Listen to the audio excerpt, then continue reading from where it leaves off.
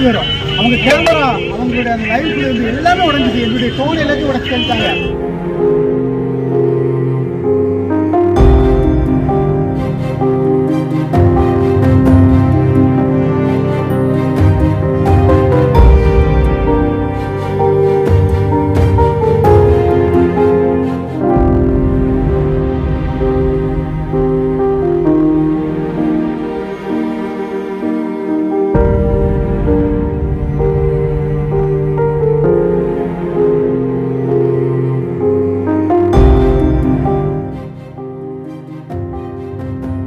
அநியாயத்தை யாரும் தான் கேட்கணும் இல்லை.